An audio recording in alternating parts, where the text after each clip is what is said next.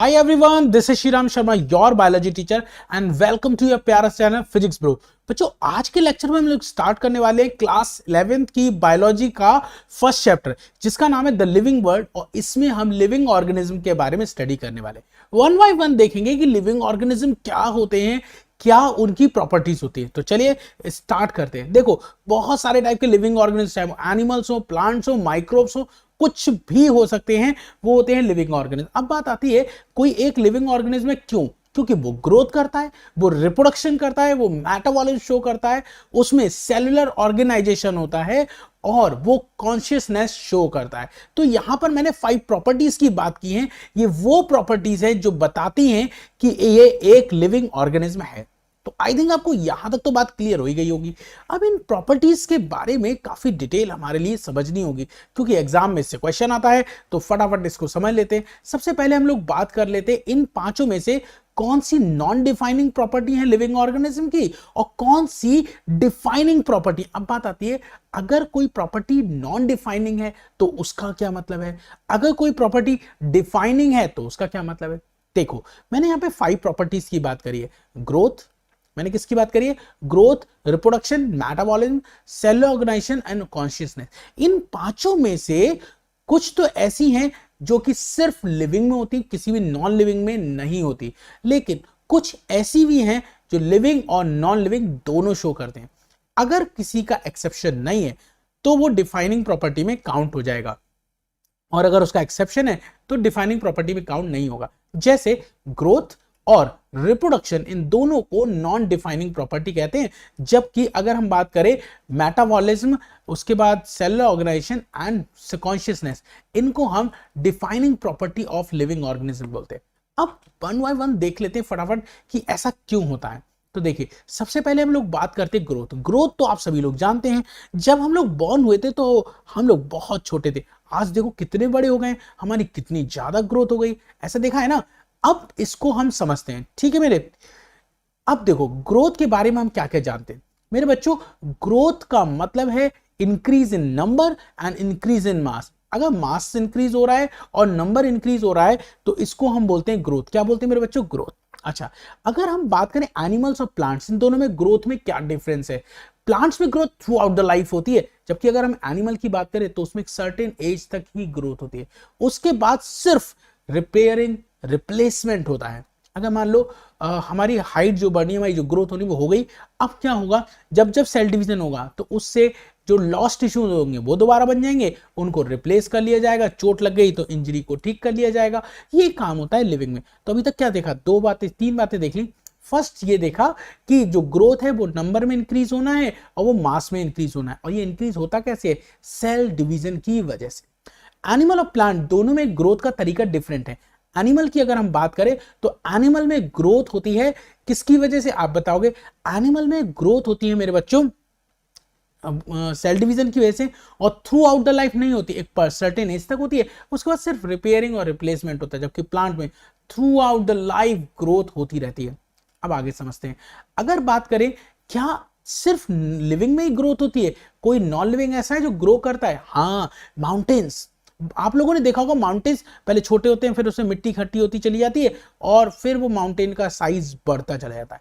तो भाई ये तो गड़बड़ हो गया। अभी हम कह रहे थे कि सिर्फ लिविंग ऑर्गेनिज्म जो ग्रो कर रहे हैं, लेकिन नॉन लिविंग ग्रो नहीं कर रहे। जैसे ये मार्कर, ये पेन, ये ग्रो नहीं कर रहा है, लेकिन कुछ ऐसे कुछ एक्सेप्शंस हैं जिसमें हमने बात की अभी माउंटेन की। तो माउंटेन में ग्रोथ हो रही है मेरे बच्चों। क्या हो रही है मेरे बच्चों? माउंटेन में ग्रोथ हो रही है। अब इसको एक बड़ी मजेदार तरीके से हम समझते हैं। हमारे अंदर जो ग्रोथ है, हमारे अंदर मतलब हम लोग कौन है? लिविंग। हम लोग लिविंग हैं, तो लिविंग के अंदर ग्रोथ होती है अंदर से। लिविंग के अंदर जो ग्रोथ होती है वो होती है अंदर से, मतलब इंटरनली ग्रोथ होती है, इंट्रिंसिक होती है। और एक बार हो गई तो हो गई। अब मान लो मेरी हाइट इतनी बढ़ गई है, अब ऐसा नहीं होगा कि मैं पैदल पैदल चल रहा हूं, मैं घिसते घिसते छोटा रह गया, ऐसा तो कभी नहीं हो सकता। तो हमारी ग्रोथ होती है इंट्रिंसिक, मतलब अंदर से, और वो जो ग्रोथ होती है वो होती है इरिवर्सिबल। लेकिन अगर यहीं में कोई नॉन लिविंग होता तो नॉन लिविंग की ग्रोथ जो होती है बाहर से होती है, बाहर से सॉइल इकट्ठी होती रही, ग्रोथ हो गई, ठीक है। और ये एक्सटेंसिक होने के साथ साथ रिवर्सिबल है। एक दिन लैंडस्लाइड हुआ, माउंटेन टूट गया, उसकी हाइट छोटी रह गई। हमारे में थोड़ी लैंडस्लाइड होगा, मुंडी काट दी, हाइट छोटी हुई, ना ना ना, मुंडी काट दी तो हम खर्च हो जाएंगे, बात समझा गई? तो क्या क्या समझा? Increase in number, increase in mass due to cell division, ये हो गई ग्रोथ। ग्रोथ प्लांट में होगी थ्रू आउट द लाइफ होगी, एनिमल में होगी तो सर्टेन एज तक, उसके बाद रिपेयरिंग और रिप्लेसमेंट होगा। कुछ नॉन लिविंग भी है जो ग्रोथ शो करती है, जैसे माउंटेन, इसीलिए ग्रोथ को नॉन डिफाइनिंग प्रॉपर्टी कहा जाता है। अब अगर लिविंग है तो ग्रोथ होगी इंट्रिंसिक मतलब अंदर से, और इरिवर्सिबल, हो गई तो हो गई, वापस नहीं होती। और अगर यहीं पर हम बात कर ले नॉन लिविंग की, तो ग्रोथ बाहर से होती है, एक्सट्रिंसिक होती है, एक्सटर्नल होती है, और वो रिवर्सिबल भी होती है। लैंडस्लाइड हुआ, माउंटेन छोटा हो गया, बस। तो यहां पे आपको समझ में आ गया ग्रोथ। अब नेक्स्ट है रिप्रोडक्शन। रिप्रोडक्शन क्या होता है? अपने जैसा ही एक ऑर्गेनिज्म बना लेना, ये रिप्रोडक्शन। अपने जैसा ही एक ऑर्गेनिज्म बना लेना, इसे बोलते हैं रिप्रोडक्शन। आगे बढ़ने से पहले बच्चों बहुत ही इंपॉर्टेंट इंफॉर्मेशन, अगर आप हमारे साथ लाइव क्लास के लिए जुड़ना चाहते हैं तो फिजिक्स ब्रो लाया है आपके लिए लाइव कोर्स फॉर क्लास 11, जिसे physics, chemistry, bio, maths, everything is. आप इस कोर्स में चाहे तो पूरा का पूरा बाय कर सकते हैं, और चाहे तो कोई एक पर्टिकुलर सब्जेक्ट भी सिलेक्ट कर सकते हैं। पूरी फ्रीडम है आपके पास। अब मैं फटाफट आपको बता देता हूं कि इस कोर्स में आपको क्या क्या मिलने वाला है। आपको रेगुलर लाइव क्लासेस मिलेंगे थ्रू आउट द ईयर, आपको उसके रिकॉर्डेड लेक्चर मिलेंगे, डाउट सॉल्विंग क्लास मिलेगी, चैप्टर वाइज असाइनमेंट मिलेंगे, उसके अलावा chapter wise notes, MCQ test, हर वो चीज जो आपके एग्जाम की प्रिपरेशन के लिए बिल्कुल सटीक होने वाली है। तो बच्चों अगर आप हमारे साथ जुड़ना चाहते हैं, लाइव क्लास करना चाहते हैं, तो उसके लिए डिस्क्रिप्शन बॉक्स में फिजिक्स ब्रो ऐप का लिंक दे रखा है, वहां से उसको डाउनलोड करके। चलिए आगे बढ़ते हैं। आगे हम लोग देखेंगे रिप्रोडक्शन होता क्या है। भाई देखो, रिप्रोडक्शन के बारे में कई सारी बातें हमें जाननी है। रिप्रोडक्शन जब भी किसी ऑर्गेनिज्म में होगा तो वो अपनी जैसी सिमिलर फीचर वाली प्रोजेनी डेवलप करता है। जैसे एक ह्यूमन है, वो ह्यूमन डेवलप करेगा, काऊ है तो वो काऊ डेवलप करेगी। बच्चों ऑर्गेनिज्म में ये रिप्रोडक्शन दो तरह से होता है, एसेक्सुअल और सेक्सुअल, दोनों टाइप का रिप्रोडक्शन ऑर्गेनिज्म में देखने को मिलता है। अब अगर कोई यूनिसेलुलर ऑर्गेनिज्म है, अगर कोई यूनिसेलुलर ऑर्गेनिज्म है और उसमें सेल डिवीजन हो रहा है, तो सेल डिवीजन से उसी के जैसा एक और बन जाएगा। तो ये एक तरह का रिप्रोडक्शन है। साथ ही साथ ये एक तरह की ग्रोथ भी है। अगर आप देखो तो growth and reproduction are twin और सिनोनिमस टू ईच अदर। मेरी बात को जरा ध्यान से समझिएगा। अगर कोई यूनिसेलुलर ऑर्गेनिज्म है, उसमें सेल डिवाइड होगी, सेल डिवाइड होगी तो उसके जैसा ही एक ऑर्गेनिज्म और बन जाएगा। तो एक और ऑर्गेनिज्म का बनना रिप्रोडक्शन, और एक सेल से एक सेल और बन जाए तो ये एक तरह की ग्रोथ होती है। तो मतलब यूनिसेलुलर में ग्रोथ और रिप्रोडक्शन दोनों एक दूसरे के लिए सिनोनिमस हैं, दोनों एक साथ होते हैं। लेकिन अगर मल्टी सेलर होता तो ऐसा नहीं होता, because they reproduce by cell division, इसलिए ऐसा होता है। ठीक, आगे देखते हैं। लेकिन अब मैं आपको एक बहुत इंपॉर्टेंट बात बताने वाला हूं। रिप्रोडक्शन को भी डिफाइनिंग प्रॉपर्टी नहीं मानते, जैसे ग्रोथ को डिफाइनिंग प्रॉपर्टी नहीं मानती, क्योंकि उसका एक एक्सेप्शन है, नॉन लिविंग भी ग्रोथ कर जाते हैं। अब रिप्रोडक्शन के लिए क्यों माना? क्या, अब देखो मेरी बात को ध्यान से सुनिए। यहां पे आपको मैं 3 एग्जाम्पल दिखाता हूं। एक देखिए, ये लिखा है म्यूल, एक लिखा है वर्कर भी। मैं भी दिखाऊंगा अभी आपको म्यूल क्या होता है, वर्कर वी क्या होता है, और इनफर्टाइल ह्यूमन कपल। ये 3 एक्सेप्शंस हैं जो कि क्या कर रहे हैं। ये जो 3 एक्सेप्शंस हैं, ये वो लिविंग ऑर्गेनिज्म जो रिप्रोड्यूस नहीं करते। अभी अभी हमने क्या डिस्कस किया था? हमने डिस्कस किया था जो लिविंग ऑर्गेनिज्म होते हैं उनमें रिप्रोडक्शन होता है, और वो अपने जैसे नए ऑर्गेनिज्म डेवलप कर लेते हैं, मतलब सिमिलर फीचर वाले नए ऑर्गेनिज्म बना लेते हैं। कौन? Living organism. लेकिन कुछ लिविंग ऐसे भी हैं जो रिप्रोडक्शन नहीं करते। अब मान लो अगर कोई इंसान है, मतलब ह्यूमन है, ह्यूमन के बेबी नहीं हो रहा है, तो क्या हम उसको लिविंग नॉन लिविंग कर लेंगे? मान लो हमारे पड़ोस में एक भाई साहब है, सपोज करो, ऐसे है नहीं कोई, मान लो हमारे पड़ोस में कोई भाई साहब है, उनके बेबी नहीं हो रहा है, तो क्या हम ये कहें ओ भाई तू नॉन लिविंग है? ना ना ना, ऐसे नहीं करते। मेरी बात समझ पा रहे हो? तो रिप्रोडक्शन होता है, लिविंग में होता है, लेकिन कुछ एक्सेप्शन भी है। इनफर्टाइल ह्यूमन कपल, बेबी नहीं होगा। वर्कर भी, मधुमक्खी, हनी भी जो होता है, उसकी एक कास्ट होती है ड्रोन, एक होती है क्वीन, और एक होता है वर्कर भी। जो वर्कर भी होते हैं वो स्ट्राइल होते हैं, उनके बेबी नहीं होता, तो उनको हम नॉन लिविंग थोड़ी कहने लगेंगे। और म्यूल, देखो म्यूल क्या होता है, जो मेल डोंकी होता है और फीमेल हॉर्स होता है, इन दोनों का जब क्रॉस कराते हैं मेरे बच्चों, तो उससे बनता है आपका म्यूल। और म्यूल जो होता है स्ट्राइल होता है, इसके भी बेबी नहीं होते। तो देखो, चाहे म्यूल हो, चाहे वर्कर हनी भी हो, और चाहे हो इनफर्टाइल ह्यूमन कपल, हैं तो लिविंग, इनको नॉन लिविंग थोड़ी कर देंगे अगर रिप्रोड्यूस नहीं होते। इसीलिए ये भी एक्सेप्शन है लिविंग का। तो रिप्रोडक्शन को भी नॉन डिफाइनिंग प्रॉपर्टी बोलते हैं लिविंग ऑर्गेनिज्म की, एज लाइक ग्रोथ। तो आई होप ये पॉइंट भी आपको क्लियर हो गया होगा। चलिए अब आगे बढ़ते हैं। ये है आपकी वर्कर बी, जिसकी हम लोग बात कर रहे थे। ये रिप्रोड्यूस नहीं करती, क्या करती है फिर? ये शहद बनाने का काम, नेक्टर को ढूंढ ढूंढ के लेके आना, फूड की सर्च करना, मधुमक्खी का छत्ता जिसको बीहाइव कहते हैं वो बनाना, उसकी रिपेयरिंग करना, फूड ढूंढना, शहद बनाना, वैक्स बनाना, ये सारे काम ये करते हैं। म्यूल देखो लग रहा है थोड़ा डोंकी डोंकी जैसा, ठीक, ये आगे से हॉर्स जैसा भी लग रहा है, तो ये डोंकी और हॉर्स का, फीमेल हॉर्स का क्रॉस है, ये भी बेबी प्रोड्यूस नहीं करता। अब आते हैं next step, next properties of living organism, metabolism. बच्चों मेटाबॉलिज्म क्या होता है? हमारे अंदर बहुत सारी एक्टिविटीज होती हैं। देखो हमारे अंदर जो एक्टिविटी होती है उन्हें मेटाबॉलिक एक्टिविटी होते हैं कहते हैं। जैसे मैं आपको बताता हूँ, कुछ एक्टिविटीज होती हैं जिसमें एक बड़ा सा मॉलिक्यूल ब्रेक डाउन होकर कई छोटे छोटे मॉलिक्यूल बनाता है और साथ ही साथ इसमें एनर्जी रिलीज होती है, इसे बोलते हैं कैटाबॉलिक प्रोसेस। और कई बार ऐसा होता है कुछ प्रोसेस में छोटे छोटे मॉलिक्यूल आपस में कंबाइन हो जाते हैं और ये सब कंबाइन होकर एक बड़ा सा मॉलिक्यूल बना लेते हैं, इसे बोलते हैं एनाबॉलिक।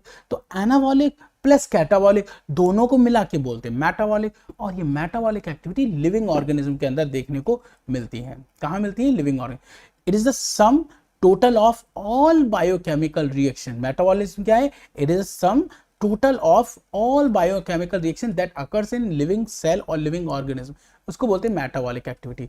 अच्छा मेटाबॉलिक एक्टिविटी होती क्या है? तो आप बताओगे लिविंग सिस्टम के अंदर ही मेटाबॉलिक एक्टिविटी होती है और इसको बोलते हैं डिफाइनिंग प्रॉपर्टी। इसका एक्सेप्शन आपको देखने को नहीं मिलेगा। अब आगे समझते हैं मेटाबॉलिक एक्टिविटी को क्या हम सेल फ्री सिस्टम में भी डेमोन्स्ट्रेट कर सकते हैं? हाँ, लेबोरेटरी में करा जा सकता है। मेल का स्पर्म लो, फीमेल का ओवम लो, दोनों को फ्यूज करा के जाइगोट बना लो, है ना ये मेटाबॉलिक एक्टिविटी। ये एक लिविंग रिएक्शन है, लेकिन इसको हम करा कहाँ रहे? Outside the cell, sorry outside the living system कहेंगे, ठीक है।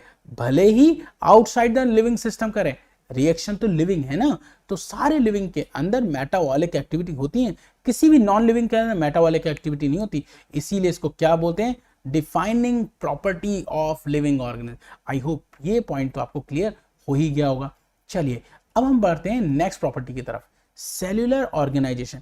दुनिया में कोई भी लिविंग ऑर्गेनिज्म, कोई भी, एक सिंपल से बैक्टीरिया से लेके एक मोस्ट कॉम्प्लेक्स ह्यूमन को भी ले लो, तो सब के अंदर सेलुलर ऑर्गेनाइजेशन तो होगी। अगर लिविंग है तो सेल होगी, चाहे वो सिंगल सेल ही क्यों ना हो, चाहे वो सिंगल सेल ही क्यों ना हो, उसमें सेल तो होगी। नॉन लिविंग में सेल नहीं होती। तो देखो organism are made up of one और मोर सेल्स, ठीक है। इसीलिए इसको हम बोलते हैं डिफाइनिंग प्रॉपर्टी। इसका कोई एक्सेप्शन आपको देखने को नहीं मिलेगा। अब हम बढ़ते हैं नेक्स्ट प्रॉपर्टी की तरफ, जिसका नाम है कॉन्शियसनेस। कॉन्शियसनेस क्या होता है? देखो कॉन्शियसनेस का मतलब होता है ये एक ऑर्गेनिज्म की एबिलिटी है टू सेंस द एनवायरनमेंट। मैं यहाँ बैठा हूँ, एसी चल रहा है, मुझे अच्छा लग रहा है, ठीक है, एसी बंद कर दो, गर्मी लगने लगेगी और फिर मैं उसको भी सेंस कर पाऊंगा। पीछे से किसी ने टीप मार दी तो भी मुझे पता लग गया। मेरे को मच्छर ने अभी देखो काट के गया, ये मच्छर ने मुझको काट लिया और मेरा ध्यान इधर उधर चला गया। तो हो क्या रहा है? मेरे एनवायरनमेंट में जब भी कोई चेंज हो रहा है मैं उसको सेंस कर पा रहा हूं। तो इस सेंस करने की एबिलिटी को क्या बोलते हैं? कॉन्शियसनेस। क्या बोलते हैं? कॉन्शियसनेस। ये सिर्फ लिविंग शो करेंगे। ये है देखो स्टाइलिश है, इसको मैं टैप करता रहूं, मारता रहूं, ये बॉटल है, इसकी पिटाई कर दूं, इसको घंटा कुछ नहीं पता लगने वाला। तो कॉन्शियसनेस सिर्फ लिविंग ऑर्गेनिज्म शो करते हैं, नॉन लिविंग शो नहीं करते, ठीक है। And the respond to external stimuli, पहले हम उसको सेंस करेंगे, उसके अकॉर्डिंग रिस्पॉन्ड करेंगे। जैसे मान लो लाइट पड़ी, हम सो रहे थे, किसी ने लाइट डाली, हम एकदम से आंखें खोल ली, या रोशनी हुई तो हमें चीजें दिखाई देने लगी, तो हमने करा ना करा रिस्पॉन्स। टेम्परेचर बहुत ज्यादा बढ़ गया, हमने तुरंत स्वेट रिलीज करना शुरू कर दिया, करा ना हमने उसके रिस्पॉन्स। तो देखो ये एक लिविंग ऑर्गेनिज्म की एबिलिटी होती है, किस चीज की? To sense their environment and respond to them, ठीक है। उस स्टिमुलस के लिए हम रिस्पॉन्ड करेंगे, ठीक है। उसके बाद ऑर्गेनिज्म अवेयर है कब? जब वो कॉन्शियस है। अगर हम कॉन्शियस हैं तो हम अपनी चारों तरफ की सराउंडिंग के लिए अवेयर हैं। अगर हम कॉन्शियस नहीं है तो हम उसके लिए रिस्पॉन्स नहीं दे पाएंगे। ये सिर्फ लिविंग करते हैं, नॉन लिविंग नहीं करते, इसीलिए इसे बोलते हैं डिफाइनिंग प्रॉपर्टी। और अपने लोग तो मेरे बच्चों बहुत धांसू हैं, अपने लोग तो सेल्फ कॉन्शियसनेस शो करते हैं। क्या शो करते हैं? Self consciousness. तो मेरे बच्चों आज के लेक्चर में हमने क्या कवर करा? हमने कवर किया लिविंग ऑर्गेनिज्म क्या होते हैं और उनकी प्रॉपर्टीज, जिसमें हमने 5 प्रॉपर्टीज बात करी: ग्रोथ, रिप्रोडक्शन जो कि नॉन डिफाइनिंग प्रॉपर्टी थी, उसके अलावा हमने बात करी मेटाबॉलिज्म, सेल ऑर्गेनाइजेशन और लास्ट देखा कॉन्शियसनेस। तो आई होप यहां तक आपको पूरा समझ में आ गया होगा। अगर लेक्चर मजा आया है तो चैनल को सब्सक्राइब करो, लाइक करो, कमेंट्स में अच्छे कमेंट लिख दो कमेंट बॉक्स में, मजा आ जाएगा बच्चों, मेरा मोटिवेशन बढ़ेगा, तभी तो मैं आगे और अच्छा कर पाऊंगा। ठीक है मेरे बच्चों, लगे रहेंगे साथ, बनेगी नई बात। ठीक, तो आज इतना ही रखते हैं, मिलते हैं नेक्स्ट क्लास में। Bye bye, take care, have a nice day.